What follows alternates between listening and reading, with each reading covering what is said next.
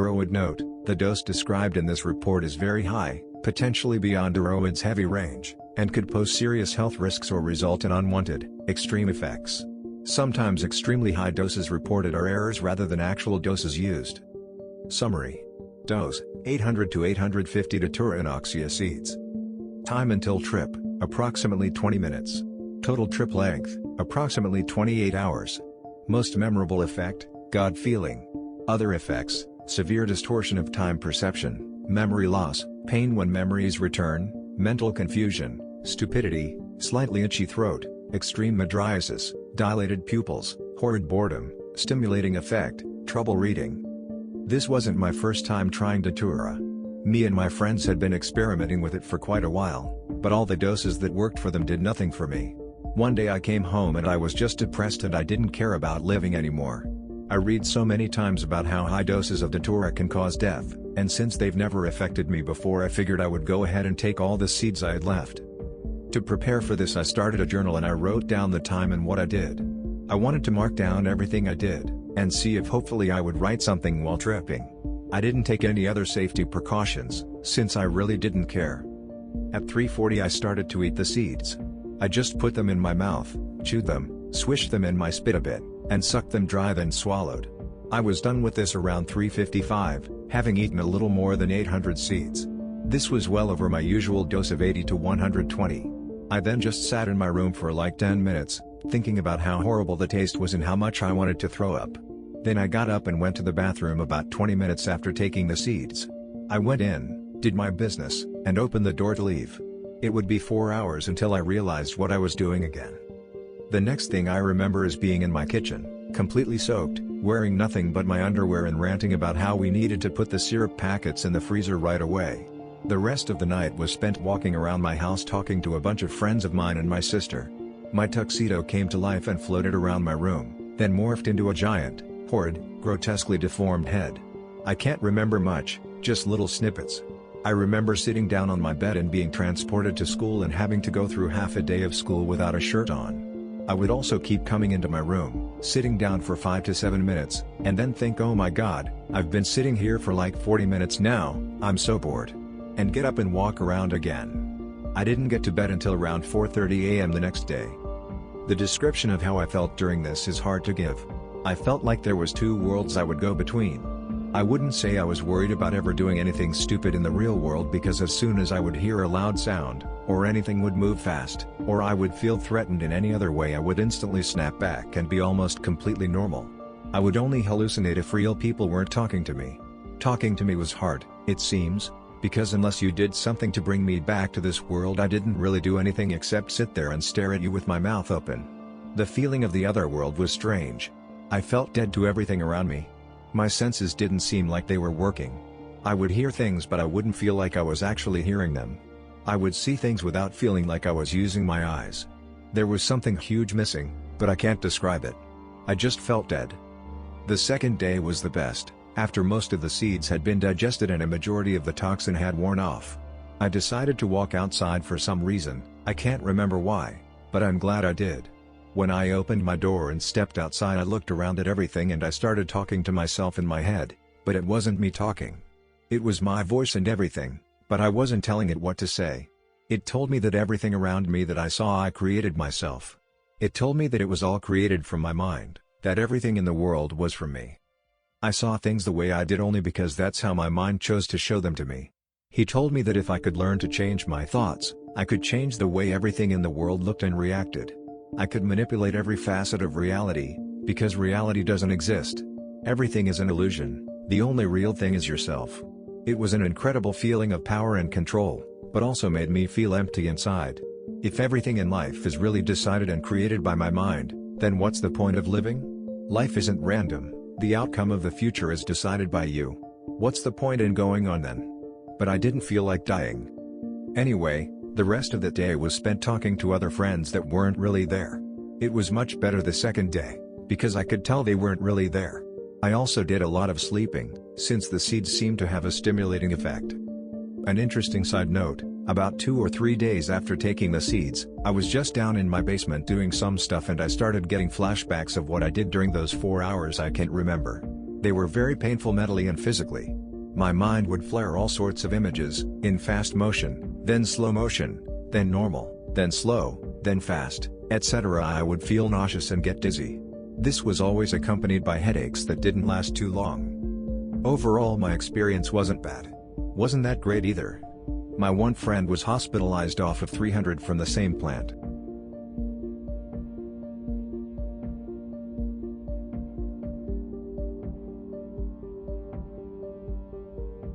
I will try to recall the experience as best as I can, but it was incredibly powerful. I only wish words did it justice. There was so much more than can possibly be said here.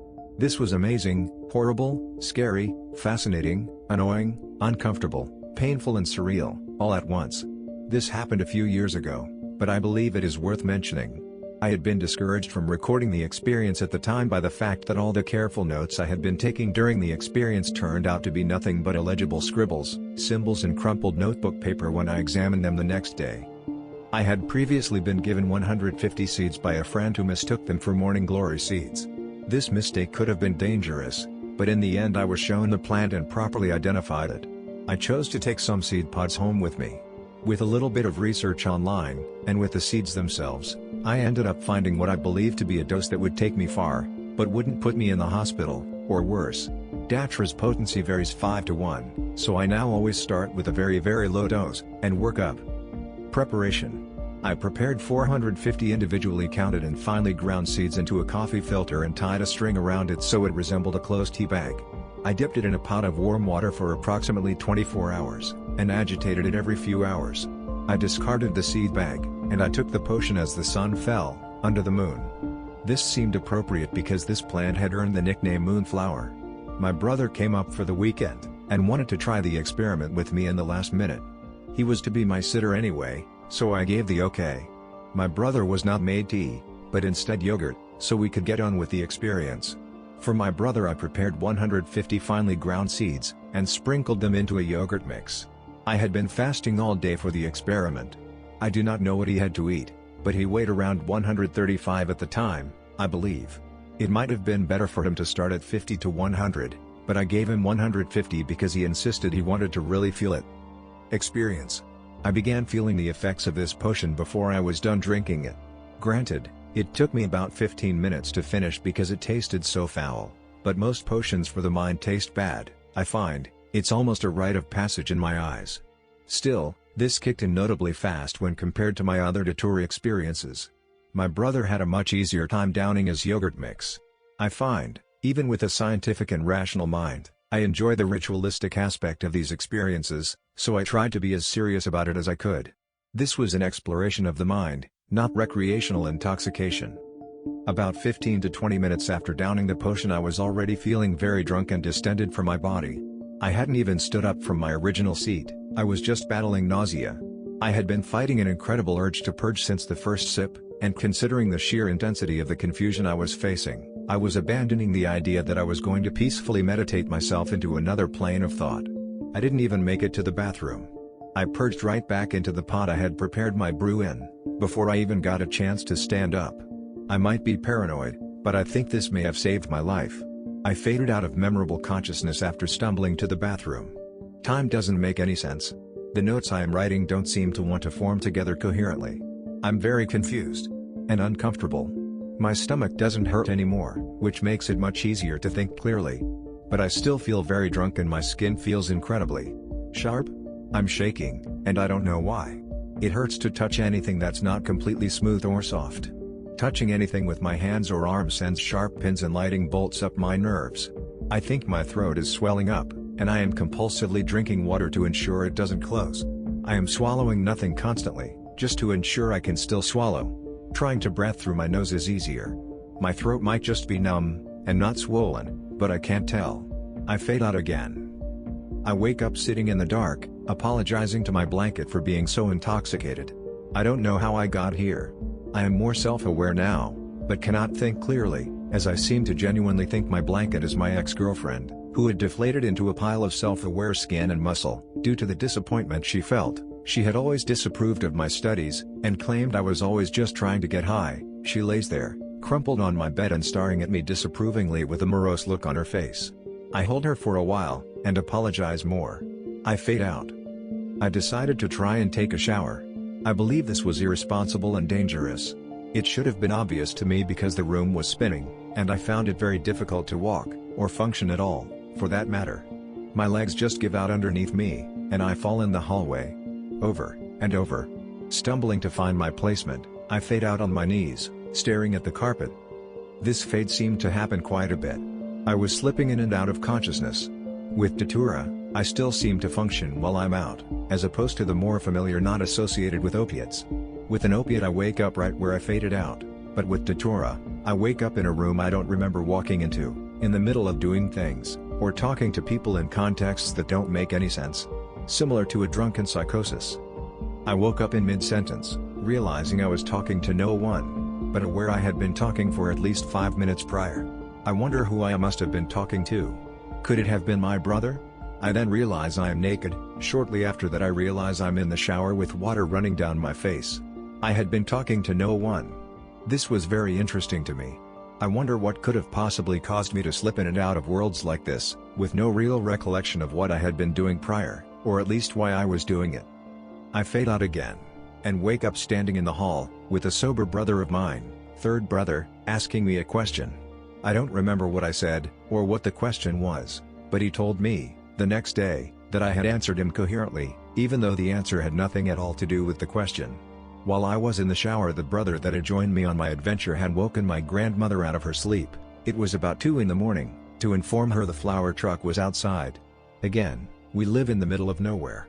No flower truck, no neighbors, and it's not even daytime. I don't believe he saw a flower truck, but I do think he genuinely believed it was there when he told her. I wake up, again, in mid-sentence. I am in my room, and having a conversation with some cat in the hat slippers that I have apparently placed on my bed, so the faces face me. I guess so they could pay attention. I reached over to use my laptop to play some music, and nothing was there. I didn't have a laptop. Why did I think one was there? I am still confused, my skin still tingles painfully, and my throat is still sore and closed at this point. This fade in fade out theme happened many more times, and every time I woke up talking to an inanimate object or someone that wasn't there. Sometimes still genuinely believing the clock could understand what I was saying. This was a very mind-oriented experience, not classically psychedelic at all.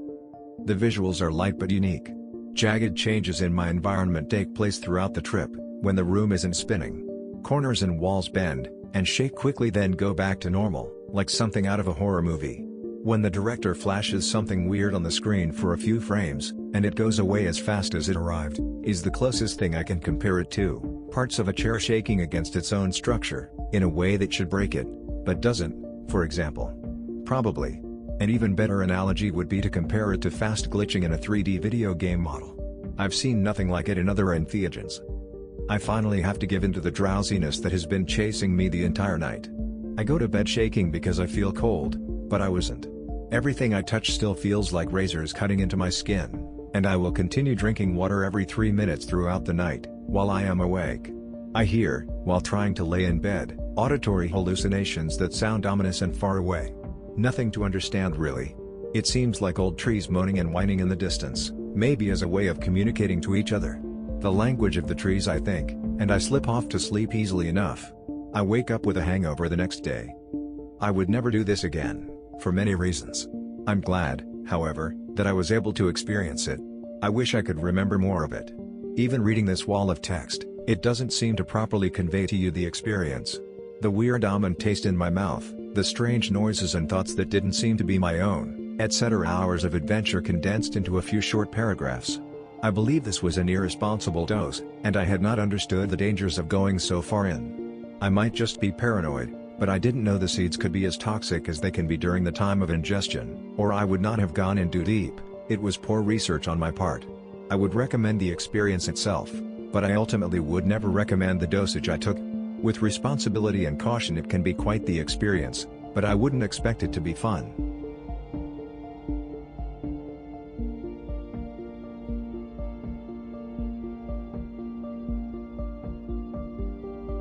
I've had my experiences with plenty of psychedelics. I've tried everything from LSD, mescaline, shrooms, salvia. So I've experienced just about every kind of trip there is. It was a cool late afternoon Friday. The September winds brought a cool breeze, a relief from the summer heat. Me and a few friends decided it would be a good idea to take a walk on the beach and search for some action. We walked and walked until one of my friends stopped short of a shrub bearing white trumpet flowers. "What is it?" "Ha, trying to trip off that?" "Yeah, see those lil pods?" Points to spiky pods growing at the bottom of the plant. "You cut them open and eat the seeds, but you're gonna be tripping for like 15 hours, we need a place to stay tonight." We arranged everything. We were gonna stay at Jay's house. Jay, who also seemed to share an interest in eating a pod with us, handed over the keys to his fully blown 1968 Chevelle. We sat in Jay's room, candles casting shadows across the room. R, who had much experience with the Datura plant, broke out 6 pods he had taken from the plant at the beach. He cut them open using a Swiss knife and broke the seeds out into separate piles. One pile was for me, one for Jay, one for Bryce. We each took turns eating the seeds. They tasted really bitter, but it was tolerable. Now, before I continue with this crazy experience, let me give you some insight on Jay's house. Jay's house is probably our favorite place to experiment with psychedelic drugs. His mother, who happens to be a garden freak, has a backyard full of Japanese decorations and cherry blossoms. Pink blossoms scattered across green willows, with a serene dripping waterfall flowing into a stream that carried itself back to the waterfall. It truly felt like we were standing in a piece of ancient Japan. To get back with the story. After eating the seeds, we put in some Perfect Circle, the Merdino Moss album, and toked up on some Super Skunk. The buzz distorted my auditory sense and made the anxious conversation between my friends seem like too much sensory input. It sounded like 1,000 voices talking at once, and they seemed to be floating far away, and then would sound like it was right in my ear. I took a deep breath, inhaling more of the fresh smell of marijuana in the room in contrast to scented vanilla candles. Ah, such a sweet smell. I concentrated on Maynard's voice. It was one of the most beautiful things. I moved it to the song Thomas and listened to the twine of the acoustic guitar turn into a roar. The echoing effect of Maynard's voice tuned me in. I concentrated on the lyrics. "Allow me to forgive you. Show me the way to let go." At this point, I felt like he was speaking directly to me. "Let go," I told myself. I began to meditate. I closed my eyes, began to inhale long and deep through my nose, and quickly through my mouth. Realistic-looking CEVs began to swirl, teeming with the music. I concentrated on my own breathing. In, out. I started to slip into my own realm of subconscious. Thoughtless thoughts began to develop inside my head. It wasn't me creating the thoughts, it was more like they were being fed through a high intelligence. They coaxed me to relax, to focus. Concentrate. Separate dark from light. Mind and body as one. Achieve tranquility through breathing. Give birth to your soul. Release that which is negative from within. Integrate spirit from flesh. It was almost like a high voice speaking to me. The closed-eye visuals began to grow very intense, like gentle splashes of blue ore splashing around, glowing intensely. I was astounded by it. I opened my eyes and realized I had terrible cottonmouth. I looked around, the CD had stopped and the candlelit room was silent. R, Bryce, and Jay were gone. The shadows continued to dance and flicker around the room, as the flame moved with a slight breeze through an open window like a Latin dancer moving her hips. I moved to the kitchen and realized I didn't quite feel good. Besides the dry cotton mouth, I felt hot. It was extremely uncomfortable. I raided Jay's fridge and found a big pitcher of pink lemonade. I scrambled to pour myself a glass and gulped the pink fluid down like I had not had anything to drink in years. At this point, the effects of the Datura began to take effect. I had no memory of it afterwards, it came back slowly in pieces. I suddenly wondered why it was getting dark out this early.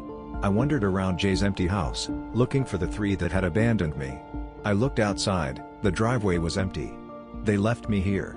I felt a quick anger for R and J, they went out to have fun and didn't take me. What an asshole. Knock knock. I heard a loud knock at Jay's door. I hurried over to the large wooden door, and opened it. On the other side stood a very familiar figure. A face as white and blank as a sheet of paper, deep, brown piercing eyes, and long curly black hair. It was Eric Traven from The Crow. I stared at him for a long time. The image of him filling Jay's doorway looked very real and natural. There was no fear of bewilderment. He sounded exactly the same from his movies. Suddenly I heard a tapping gently at my chamber door. "You did hear me rapping?" He quoted the Raven. I suddenly had a feeling that he had done something with Jay, Bryce, and R. It wasn't an unthought-out idea, just a notion, a premonition. What have you done with R and J? He had a friend who liked to play with knives. Like the coat? I don't know. I shut the door. Then it hit me. I opened the door again. Nothing was there. I must be losing my damn mind. I said out loud. I needed a place to relax, I needed sanctuary. I opened the sliding door to Jay's backyard and wandered into his mom's nicely kept Japanese garden. It was twilight now, the faraway stars shone brightly overhead like gods looking down at me. I heard footsteps against the stone pebbles behind me. I turned around. There was an elderly Japanese man standing there. He wore a Japanese kimono with a matching white hakama. His expression was solemn. He bore 2 swords at his belt, both sheathed in a beautiful bright red scabab. I stared at him, feeling threatened. Even though nothing was obvious, I felt violence coming off him, in thick noxious waves. He took a step toward me, one hand on the handle of his large 2 swords. I backed away, the threat unmistakable. He spoke, in rapid Japanese. I could not understand his language, but it was almost like the meaning was being fed to me telepathically. I am Mousasi. I have killed over 60 men and jewels. I have longed to fight with you. Come now. I felt my hands holding something. It was the scabab handle to a black katana. I don't know where it came from, but everything seemed natural. I sheathed the blade at my waist and faced him, ready to duel. He drew both of his blades, making a loud scraping sound as they were removed. We began to duel. Everything was difficult to describe at that point. Every time his 2 blades would close in on me at slow motion, I somehow found a way to avoid being slashed. The whole thing seemed to move in frames. I kept thinking to myself that I wasn't fast enough, that he was going to cut me. But he never did. Then suddenly, he vanished, so did the very sword that I was holding, did my memory of Eric Draven at my door, or Mousasi for that matter. I just know I was standing in Jay's backyard and it was nighttime out. I suddenly remembered Jay, R, and Bryce. I ran inside and looked out the window. Jay's car was parked in the driveway almost like it had never moved. The next thing I know, I woke up in Jay's room, on his bed. Jay, R, and Bryce sat in a circle talking rapidly. R, being the only one who did not take Datura, began talking rapidly to me. Dude, you, Jay, and Bryce are wild and out. What, how? Dude, you sat there and talked to yourself for mad long, like saying weird shit. Like what? Separate darkness from light give birth to your soul. You okay? Yeah. It's just weird.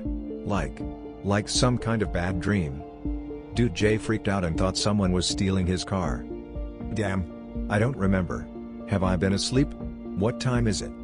It's 3 in the morning. You're still tripping, aren't you? No. I don't know, man. Okay, well, you've been talking to yourself. And you went into Jay's backyard and you freaked out, so we took you in here and you fell asleep. At this point I couldn't remember any of my prior hallucinations. But I knew something was indeed wrong and I began wondering what was real and what was not. This was my hallucinations began to get worse. The next thing I know, I was in the shower. The warm water splashed against my skin. I sat under the hot, steamy water, recollecting my thoughts. I felt lost, and most of all, very confused. Then, the most frightening thing happened.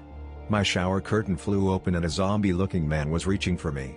His eyes were bright yellow and had a thin milky substance on them. He let out a loud, aggressive-sounding scream and his hand reached for my face.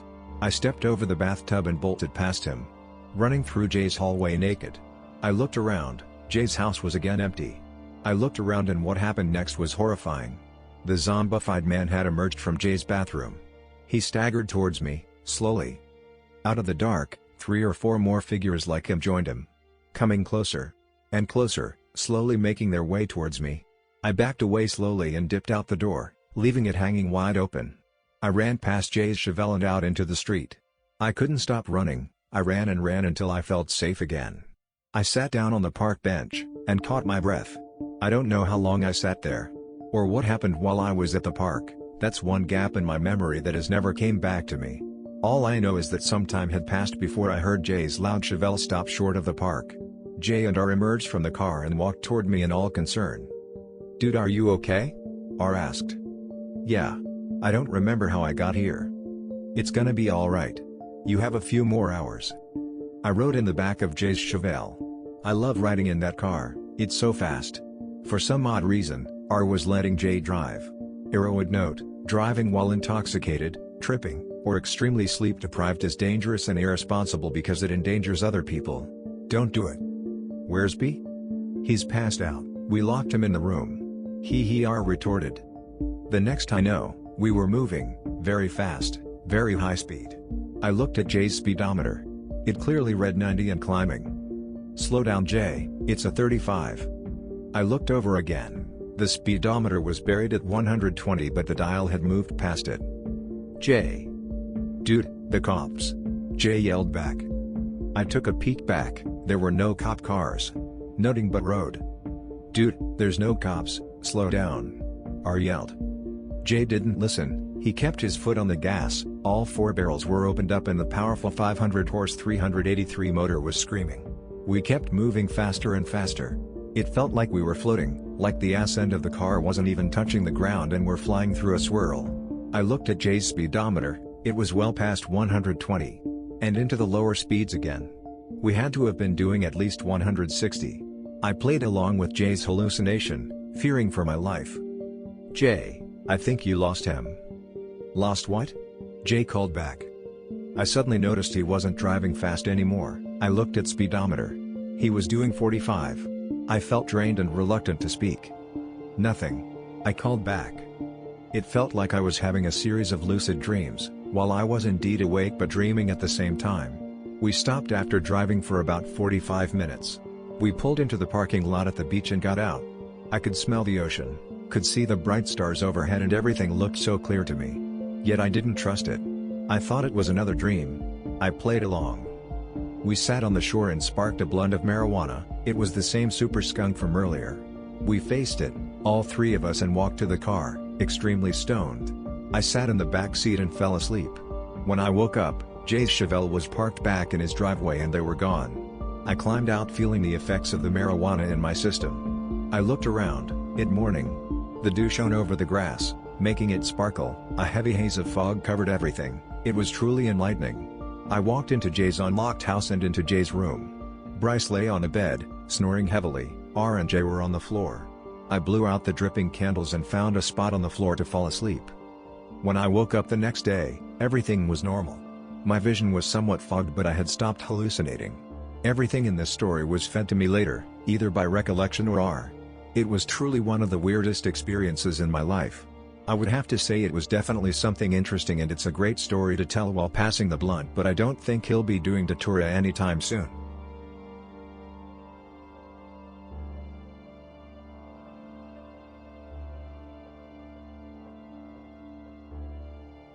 As in other reports I have seen on this site about Datura experiences, I highly do not suggest anyone try Datura, also more commonly known as Jimson weed, as in my case my life almost ended at the age of 15. Let this be a warning to all. I first heard of Jimson weed in the back of my high school health book and read that it was 100x more potent than LSD. That year I was getting into LSD and thought that trying Jimson weed would be the far out trip I was looking for. Later on after school got out that summer I began my research on Jimson weed and got many books on weeds and poisonous plants to try find what exactly it looked like. May the word poisonous be a warning in itself. I did find very good photos of it and descriptions of where to find it growing. Towards the end of the summer I stumbled upon a bean field that was full of Jimson weed. The field contained I would say about 200 of these poisonous plants. I thought to myself, wow, I am set for life. In about August me and a buddy loaded his pickup full of them so we could take them and cut off the seed pods to dry them out so it would be easier to get the seeds. We did, but my friend said he wasn't interested in trying it anymore and gave me all of the seeds. That weekend I called my other friend up and invited him to stay at my house for the weekend because I said I had some shit that would make us trip. My friend wasn't interested in trying them either but came over anyway. Later that night about 11:30 I took 2 tablespoons of them and almost threw them up before they even got to my stomach because of their horrible taste. In about 45 minutes I had lost the ability to see color and everything was shades of pink and red. I also had an unpleasant feeling of being slow, thick, tired and slightly scared but tried to keep my cool and make the experience as pleasant as possible. I had asked my friend to go and get me a can of pop, because my mouth was so dry, speaking and swallowing were becoming difficult. He came back with the pop and laid the can on my nightstand and went and sat down and before I knew it fell asleep. As I went to reach for the pop can I remember not being able to pick it up for it being too heavy. So I picked it up with 2 hands, laid it down and opened it. Drinking it was difficult, and I also remember spilling all over myself and my bed which I was laying in. I was getting sort of scared because I had this idea that it would be like LSD, and this was no trip I had ever been on. So I went to sleep. Next I remember waking up still feeling totally fucked up, not fucked up as in high and trippy, but feeling half dead and not knowing what was happening. I felt the urge to piss, so I crawled to the edge of my bed and laid my feet down and began to stand up. I fell right on my face. I got up trying again and again to get to the bathroom. I finally made it there, falling about 10 times. Every time I hit the ground I would snap out of it and say God fucking damn it, still not all there but still able to somewhat think clearly. After that, my only memories were my dad asking me what I had taken, and he was only trying to help me. I had walked upstairs onto my parents' room and began talking to people in their closet. I remember none of that. Next I remember being in the emergency room and fucking nurses and doctors asking me if I had taken any drugs that night. I wasn't speaking nor walking, my dad had to carry me in. I was also on the way there telling my dad I was going fishing and playing guitar. I remember them telling me that they were going to pump my stomach and that I would feel a tube going down my throat and I needed to relax. They began to slide it down, but as they did I pulled it out and began to fight all the nurses and doctors. They had to sedate me with Valium through and for before they could try again. The first time they inserted the fourth into my vein I broke it off in my arm. At this point I was not conscious of what I was doing. They put another in again and began giving me Valium. They would try again to pump my stomach and didn't succeed, for I was still fighting them. Kicking, punching, biting, everything in my power. Later that had to bring in 3 security guards, my father, 1 doctor, and 2 other nurses, all holding me down while they began to put restraints on me. They finally were able to pump my stomach.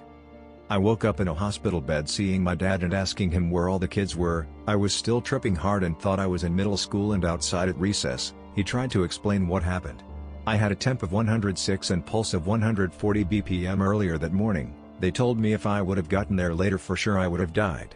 They had me hooked up to a heart monitor and later I was asleep as they sedated me to try to let me sleep it off. I was tripping for 2.5 days. And spent an additional day recovering in the hospital. There is so much more about this experience I haven't told you because it would have taken forever to write. But that is basically the gist of it. I don't remember shit. I know only what people have told me. My hospital bill was over $7,000. I hope I have deterred you from trying gyms and weed.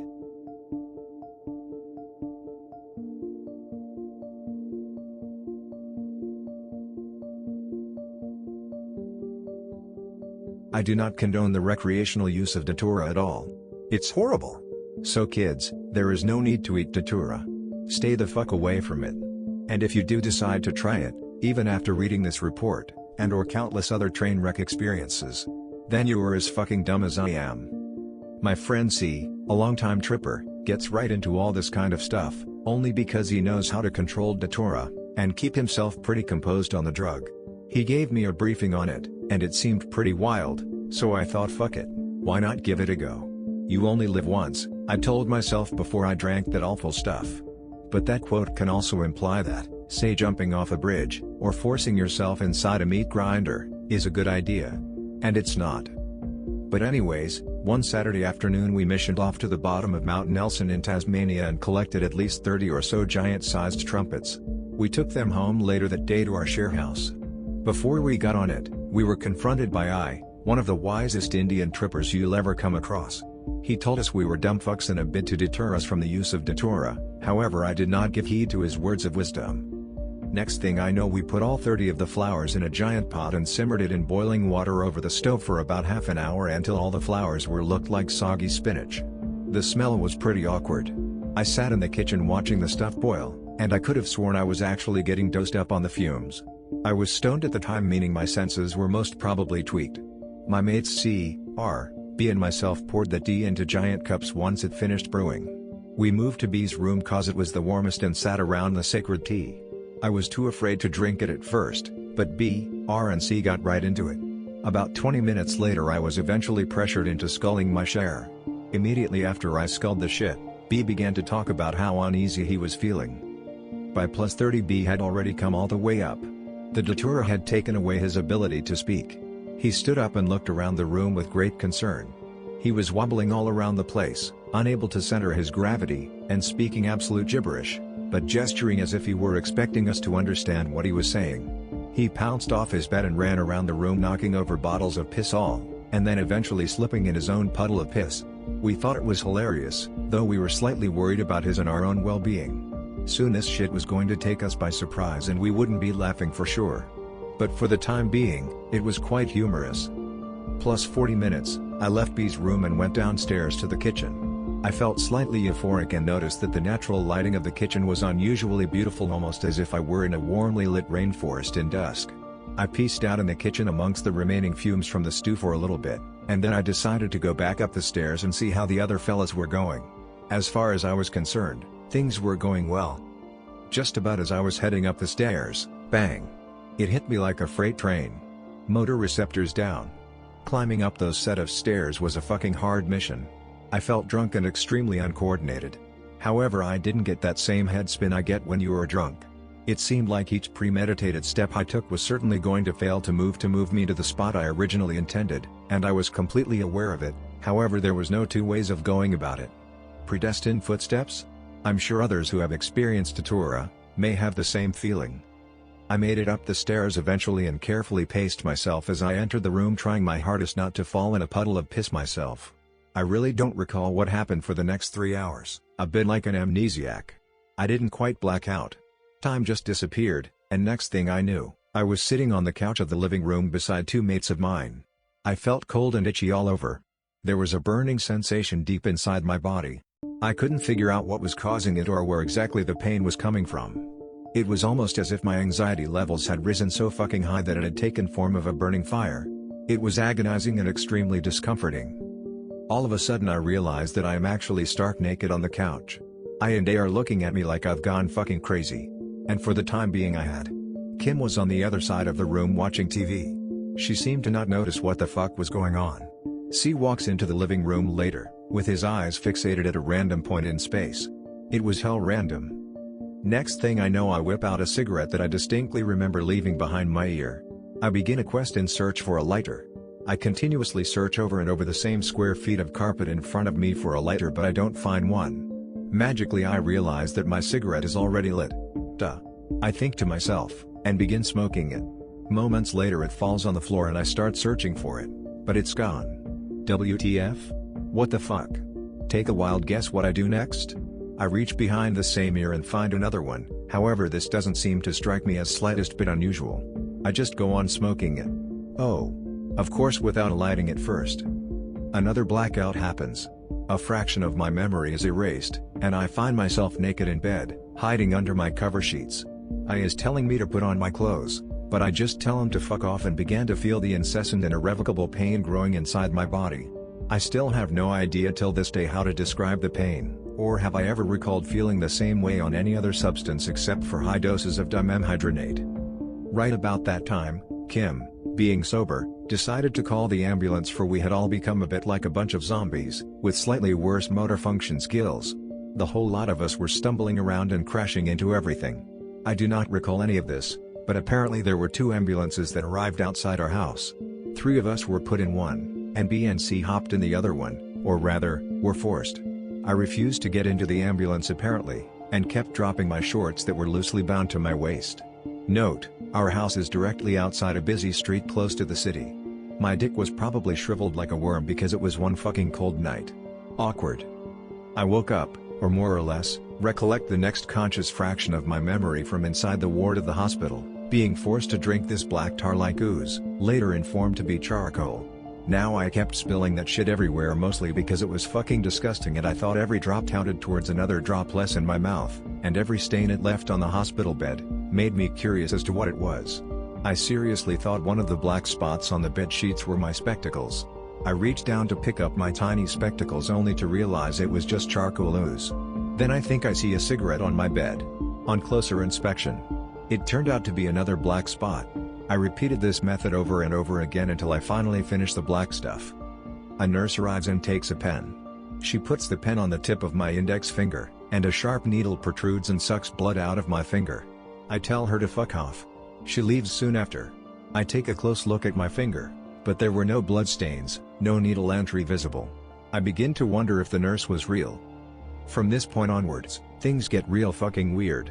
I get up off my bed and search through all my drawers on my study desk in my room at home in search for my glasses. No luck. So I turn around and rummage through my bedside table. I can't find them anywhere. All of a sudden I realize that I am actually standing in front of the wall in the hospital ward while feeling up the plaster with my hands. The doctor comes around and sits me on the bed again and tells me to get some rest. I get up straight away and start running, for no logical reason, but I stumble, and make a scene while lying naked on the floor, after my shorts dropped off in the process. I get aggressive and push past the doctors. That's when the security was called and a bunch of them crowd around me and force me back on my bed. I start throwing accusations at the doctors with no actual basis for about what seems to be 20 minutes, and continually resist their arrest with serious lack of coordination. I try to punch them all but my arms feels like floppy gelatinous rope. They overcome me with ease and throw me inside solitary and tell me they won't let me go for as long as it takes for me to settle the fuck down. They said if I don't make a scene for 15 minutes, I will take me out of solitary. The door shuts and then I begin to yell for what seems to be hours and hours. For a reason unknown. I begin to search for a way out like some sort of heroic escape artist. I look under the gap of the door and try to squeeze under it but it doesn't work. I search under the bed for a secret trapdoor about a dozen times, but every time I fail. And repeat the same process immediately afterwards. I try kicking the solid door a few dozen times until my bare feet are sore. Then I think I find the way. I look up and notice the vent between the lights on the ceiling. I climb on top of the bed and jump like a monkey trying to grab hold of the cheese grater-like vent. When that didn't work, I finally gave up hope and sit myself down on the bed. It felt like I had been inside there for years. My thoughts begin to race. I think that I have done some seriously bad crime, eaten the bad fruit, and this was my punishment, solitary confinement for the rest of my existence, which to me at the time meant eternity. Those thoughts made me angry, so I yelled for a while until I felt tired, and eventually settled in the bed. It was truly uncomfortable, almost like a bed of nails. I'd rest assured on a bed like that any other day, like a sleepy lion. The delirium begins to kick in hard at this point. My girlfriend at the time suddenly appears next to me. I begin to talk to her, and tell her that I am so glad she is here for me. Quite sadly our conversation is short-lasting, and her body dissolves and shrivels into the shape of a black furry object. I look closely and inspect it for a moment, then realize it was only my black jumper. The weird thing is, as soon as I convince myself that I am hallucinating, reality slowly evolves, as opposed to the opposite tendency in many normal, dimenhydrinate, nutmeg, delirious states, where reality jumps out at me and then I register that I am hallucinating. Datura seems to grant me the potential to control my hallucinations to whatever I please. However, my mind registers information at a slower pace than visual observation, so I have to be super aware that I am under the influence of tropane's alkaloids and that the hallucinations are just mind-induced, in order to not be freaked out or more or less to enjoy the visual and metaphysical interaction. Soon after, another ghost of my past visits me, a good friend Andy. Andy doesn't say much, because he normally doesn't say anything at all. He sat there on the bed looking at the ground, hardly noticing my presence, like he normally does. He always wears a black jumper. I call out to him as if he is on the other side of the road. He doesn't respond. As soon as I predict that he is just another hallucination, reality hits me like a very slow-crawling turtle. This time I predict his body is just going to shrivel up and turn into my furry black jumper again. And voila, I didn't even need to inspect it 3 times. Learning, all over again. Datura makes me feel a bit like a monkey placed in a scientific observation room undergoing a trial and error test, with Satan as the scientist. I lay down and stare at the clock on the other side of the room. It says it's 4:30. I'm rather confused as to whether or not it is early morning or late afternoon. Suddenly it occurs to me that it is my mother's birthday, and I must be somewhere at some time. Her birthday was really a week ago, but I forget. I begin to pound at the door and yell at the passerbys through the small slit of reinforced glass on the door. A police officer walks by, looks at me, then continue in his direction and soon vanishes. Doctors, nurses and many other official-looking staff pass the hall, like it's rush hour in a busy street. They all vanish eventually, and I constantly fall for it, yelling at each and every one of them to let me out of the prison I was in. I look outside and there is a window. Outside it is bright. Bright and clear daylight, and nice bushy trees and flowers line the windows like a garden. I take a step back and look at the clock on the wall. But it's not there anymore. I scan my eyes around my 4-walled world and there is no clock. But now there is a television on the ceiling. The reception is blurry, and it takes moments for my eyes to focus, and eventually I realize the football is playing.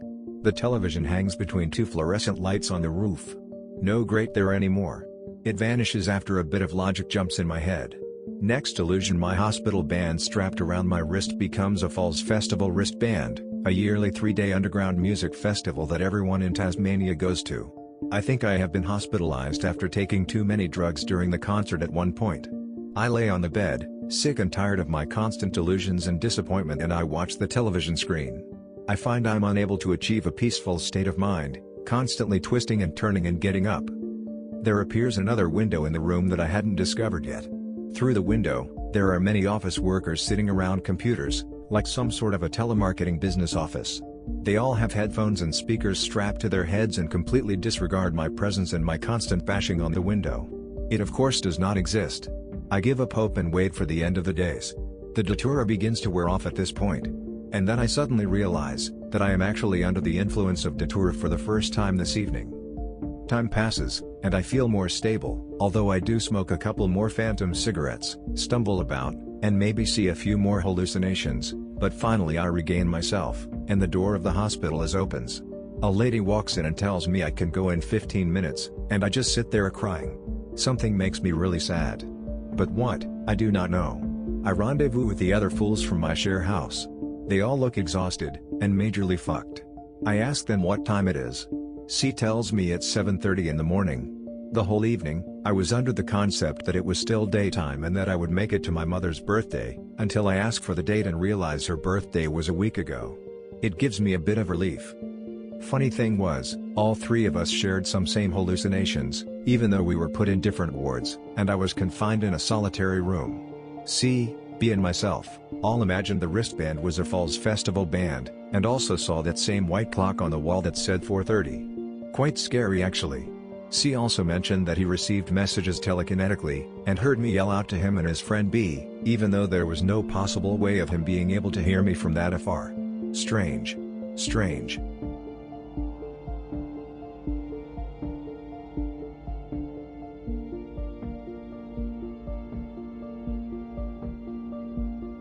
It was a rather hot summer morning around 11 a.m., and a friend of mine and I had decided to try some Datura.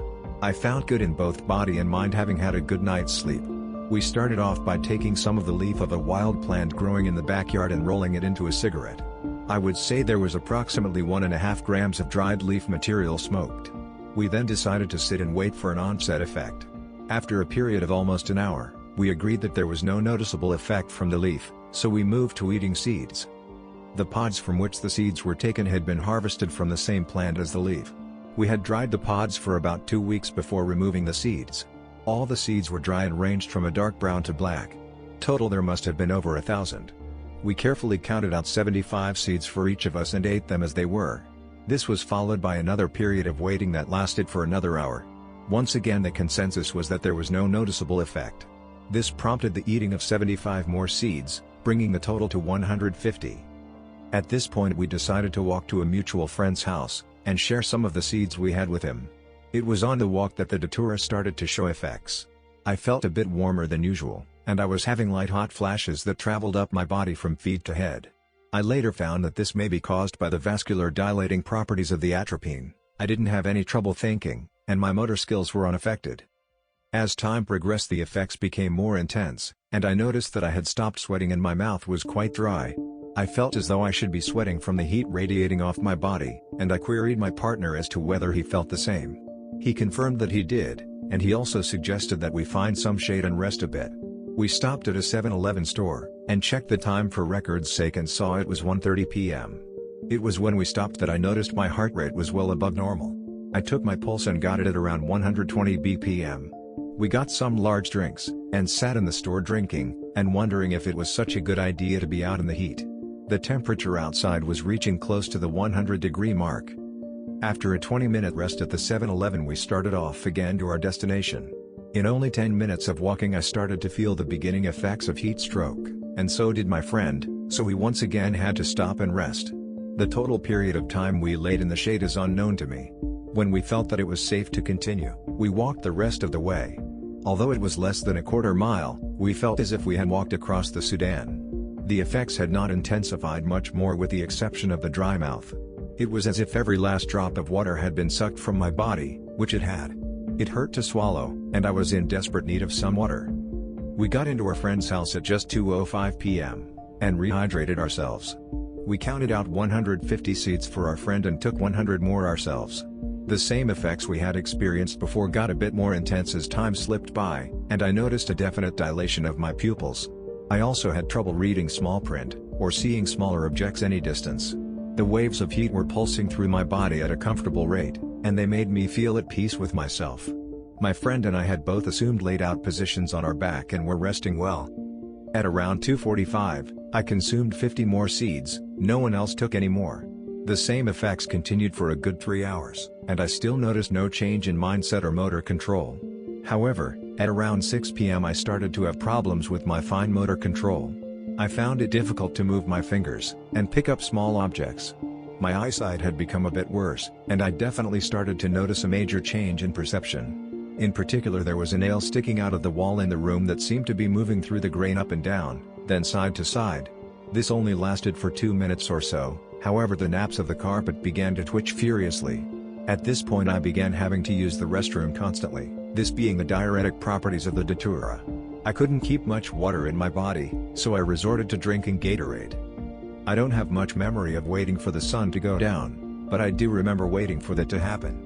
The next clear memory I have is looking out the window and seeing that the sun was down. My state of mind had obviously moved towards a lack of judgment because I decided it was safe to walk home. The time of my departure from my friends was around 9:00 p.m. I was no longer feeling the body high, either I had become used to it, or it had just gone away. My heart was racing at an ungodly rate, but I didn't notice unless I specifically checked. When I reached about a quarter of the way home I began to talk to my friend who had been with me earlier in the morning as I walked. We were having an in-depth conversation on a topic which I could not remember, when he suddenly veered off and laid down in a patch of grass. This alarmed me because I knew that Datura may have severe adverse effects on the body causing coma and or death. I started walking over to him so that I might get him up or carry him to the nearest place we could get help when he just disappeared.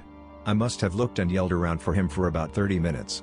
I finally gave up and decided it was best to head to my house. It was then that I started to notice flashes of light in the peripherals of my vision. I looked around to discover the source of the flashes and could not find one, so I continued walking. I saw a large white puffy object that resembled a mushroom of some variety I had never seen. When I approached it, it was very large. The top had a diameter of about 4 inches, and it had a very stubby stalk. This, however, was not what caused me to walk over. It was the flashes of light inside the cap that interested me. It looked almost like a video of neurons firing in someone's brain. It was very real to me, I could touch it. It was not until much later that I even realized that I had been hallucinating. Everything was real to me. I had no more hallucinations on the way to my house. I did, however, start to have major motor control problems. My hands were almost twitching out of control, and it felt as though my knees were going to give out at times. I began to worry, and almost panicked at the fact that my knees were coming out from under me. It took all the concentration I had just to keep walking. At this point I felt that if I had fallen I would not have been able to get back up. However, I did make it safely back to my house. Upon arrival at my home I immediately checked the time, and was flabbergasted to see it was 11:20 p.m. A walk that usually takes no longer than 20 minutes took me over 2 hours. I forgot about the time when my stomach rumbled loudly and quickly went to make myself a nice cool bowl of cereal. As I was making my cereal I remember listening to an episode of Drew Carey on the TV. It was the April Fool's episode with all the pop-ups like from Pop-Up Video. The show was coming to an end as I walked into the living room and sat down to eat. I ate several spoonfuls of cereal and looked up to see what was coming on next. The TV was not even on. It was at this point that I finally made a separation, and realized that I had been hallucinating. I finished eating quickly, took a long cold shower, and went to bed. Now as for lasting effects, the only one that plagued me was the fact that my pupils remained completely dilated for a week, and I could not read any small print, or street signs from a distance. As for my friend who went to sleep in the grass, I called his house to see if he had made it home, and he answered the phone. The first words out of my mouth were, "Oh good, you made it back, you have no idea how relieved I am about that." His reply stunned me, as it still does every time I think about it. I never left the house last night. We argued for a long time, because in my mind it really happened. He was there, he lay down. And then I couldn't find him. But it was confirmed by the people who live there, that he never left the house with me that night. I will never do Datura again. It is definitely not a recreational psychedelic. In fact, it is not a psychedelic at all. It causes your body to go into a near-death delirium by raising your body temperature to dangerously high levels, raising your heart rate to equally high levels, and drying every moisture-producing gland in your body. I found it to be dangerous and very unspiritual. They are real hallucinations, meaning that you cannot tell the difference between a hallucination and what's real. I do not recommend that anyone ever try to use Datura for a recreational purpose, or at all for that matter. I feel to this day that had I not been in as good of shape as I was, that it would have killed me. However, if you do decide to use Datura, I do have several guidelines that you should follow to help ensure your own safety, and they are as follows. Find a place where you can remain at complete rest. You should not walk anywhere, or undertake any heavy activity. A heavy activity in this case can be defined as anything more than moving slowly about. Keep plenty of water on hand. The drying of your glands has an extremely fast and sudden onset, and your throat will become so dry that it hurts to swallow it all. Do not under any circumstances take any other drugs, whether they are prescription or not. The balance of your body is very precarious when you are having a Datura experience. It is imperative you have a sober trip sitter available to entire time, so that immediate action can be taken if you take a turn for the worse. If you start to feel sick, do not make yourself vomit. This will only dehydrate your already dried out body even more. If the sickness gets any worse, call an ambulance or have your sitter drive you to the hospital immediately. You should write down how much you took, and what part of the plant it came from. The strain of the plant is also important because there are many different types of Datura. This is information a doctor may need in order to treat you. Do not be afraid to tell the doctor what you have done, it could save your life. In the event that the hot flashes become too intense, or you are starting to feel a bit ill, you should fill a bathtub with cold water and get in. This will help keep you from overheating. Do not smoke or use anything that may raise your heart rate anymore. Heart rates have been recorded at 160 bpm while on Datura. This includes smoking cigarettes, as nicotine is a stimulant. Whatever you do, don't try to take sedatives. If you feel that bad, go to the hospital. Yes, they will pump your stomach, but a bit of discomfort beats not living any day. And my last tip is to not do it at all.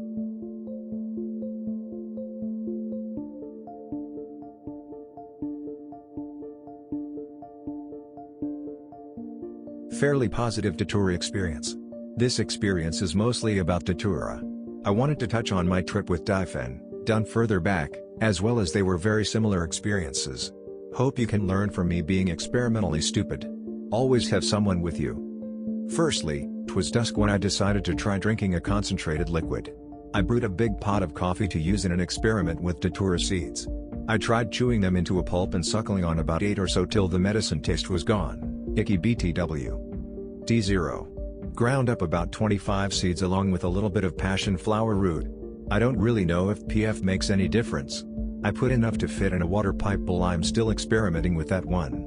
Didn't seem to have a great effect, but subtle euphoria set in. After boiling the semi-powder in about 2 cups of water, I let it reduce to about a quarter cup. Poured it into my coffee cup through a strainer to try and separate most of the pulp. I sat down in my studio to keep my mind on something while I sip coffee every now and then. D+ 20 minutes. Finished off my cup of Satan's piss. Strong coffee seemed like a good choice. Also, I don't drink this concoction or milk with any tangy drinks or citric acid. It's worse than cranberries and milk. Tastes of bile. I don't know if the plant chemicals had something to do with it, but I often have lemon tea and coffee and don't remember it ever happening then. D+ 30 minutes. I can feel a big change. I'm not dumb but very slow and very euphoric. I get up and feel pretty freaking fine. I felt a similar way with Difen with a lot more conscious euphoria. The dry mouth sets in pretty quickly compared to Difen and is much worse. This could also be part of the passion flower root and its MAOI properties. Either way. D+ 1 hour. I'm still pretty euphoric and decide to have some dinner and watch tunes and science shows. I was pretty engrossed in what I was seeing and I laughed a lot more than I usually do at cartoons. I see nyechis in my peripheral sight a bit. Dry mouth isn't too bad. Yet. D+ 4 hours. Still not crazy. Time is a little off for me, but I felt normal after I unglued myself from the entertainment. It's expanding and contracting. I got even heavier. Still not crazy, and I knew the nyechis were just figments. Still in a lucid state of consciousness, but my euphoria is slowly letting me go. I figured another 25 seeds the way I did before, but only take a few sips at a time. Still not crazy. D plus 5 hours. Still not crazy. The second mug got some strange results similar to when I did diaphen. With diaphen I had a blue round spiral/checker pattern when I closed my eyes, and it was dynamic, like rotating around and shimmering a bit. With Datura, I had a red noise pattern. It didn't seem to change its arrangement, but I had no way to screen capture my eyeballs and compare. It was very still, organic, and I suppose I can call it nice? I've done natural sev since I was little, but this was very enhanced. I focused on the pattern and found I could see it overplayed on stuff around me. It was hard to keep up. I closed my eyes and after a few seconds had a thought dream. From that point stuff started getting a bit interesting. Not scary, just interesting. Finish the COSP. Vision a little blurry close up with glasses on.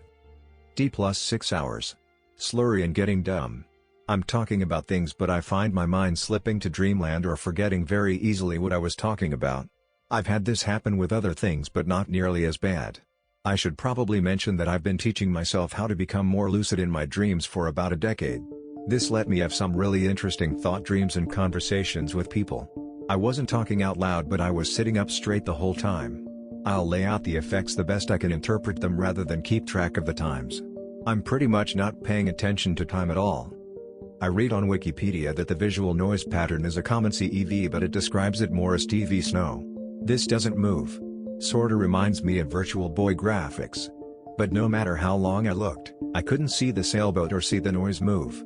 I'm not disappointed since it was pretty and had other things happening, like my eye floaties started playing tricks on me too. They seem to trigger hallucination flies. Dots on the walls, ceiling and floor all appear to be crawling. I know they are not really there and closer observation destroys the hallucination in most cases, so I'm not crazy yet. Which leads to all kinds of bug hallucinations. My mission was to collect these bugs, like Animal Crossing, by trapping them under shot glasses. Turns out, one of 8 were real. The brown recluse was the only real bug. I start seeing a lot of full view flashes. I've had this with diaphen but not quite so vivid. There are red, green, and blue and a bluish white. They persist as sev. The lights in the room also appear to dim and flicker but they aren't, sitter confirmed. Saw one hell of a crazy looking bug on my door and something that looked like a weta. We don't have wetas here at all. The biggest WTF thing are the visual glitches. Like a real-life data moshing effect. When it gets really wild it's something to see, probably my favorite open eye hallucination. Chunks of whatever I'm looking at move to another part of the surface I see, pixelate, but in an organic way? Then disappear or jump back into place. This seems to happen pretty early for me. Still not seeing anything wilder than that. I woke up around noon, fairly refreshed. Kind of didn't want to fall asleep as the visuals were getting pretty nice. At the moment of writing this I had the second coffee about I'd say, 16 hours ago? I woke up with a sinus headache but other than that I slept okay, but had to wake up for a couple of bathroom times. Urination, swallowing, and burping seem a bit hard. But, now kids, cover your ears. Orgasms are amazing in whiskey dick. Datura dick. Diaphen does not do that for me. I cannot perform sexually on a diaphen trip. Frown but Datura, very very easy mate, D. I'm typing this in what looks like faded pencil marks making swirly doodles in the empty lines below what I type. This is 16 plus hours after the last drink. I kind of think the movement of the text is seeding like my eye floaties seem to spawn flying bugs. A lot of the straight and long GUI elements in my word processor wiggle and jiggle a bit. It isn't as crazy as it was an hour ago but it's still persisting. There was more but I forgot. And that one of my least favorite parts. Forgetting things. I worry about that because if my subconscious takes over, my id will run wild and might do something weird. I probably shouldn't talk about him in front of his face. I think he's still up. LOL. On that note, I should talk about a couple of other things. Way before I even started I have twitches and muscle spasms. It could just be because I never thought to look in my hands trying to keep them still but the fingers wiggle randomly. Not like shaky hands, but they sorta move independently on their own. Could be a palsy. Also, I've been getting very epileptic type spasms. I think it's because I'm tired from all the weirdness I've done to my brain and body. It's practically identical to that feeling I get just as I am about to fall asleep but on parts of my body. Dunno, worrisome if it persists. If it clears up I may or may not do more. I think if I can get the proper dose for the euphoric state and not take another like I did, I would like it better. You should disregard it as a party drug and use it as humans did once for visions and helping you understand yourself better. I haven't experimented with LSD or DMT, so this is probably the most vivid thing I've done. It is a deliriant though. People do bad things on deliriants. The vision thing worries me. A higher dosage could be very bad and I have no way to see exact potency of things. I'm going to take as long as it takes to get back to base level and I may try a higher dose, but honestly I'm happy with what it gave me. Good awake times with euphoria, visuals, and overall happy times. The dry mouth is terrible, though it goes away pretty quick. Going in with the idea that I would see something, writing several notes all over the house for me to stay lucid, meditating beforehand, all of these things helped me and it was a lot better than expected based on some of the horror stories I hear. Just to add, I also take melatonin, valerian root, and 5-HTP. I have very low natural serotonin levels and I was worried about not taking them and having a bad trip. But I went off these supplements for about 3 days before the Datura experiment. I have no scientific basis for 3 days. Not sure how much would be left in my system or if it would affect things at all. All in the name of redneck science. Extra about the vision. The blurry vision was pretty bad this afternoon. I also have a bit of trouble with my right eye wandering, but this only happens when looking at stars it seems. Doing magic eye and playing fast action reaction video games seem to help get them calibrated faster, and as I've written this, things have improved quite a bit. This seems to be slowly correcting itself through the day. The worst was I had to take my glasses off to read a book and I usually don't have to. It is improving. Also, the stars are leaving weird geometric tracers. I think I'll go stargazing after this. Still have Nietzsche's tonight. Little buddies. Like sitters.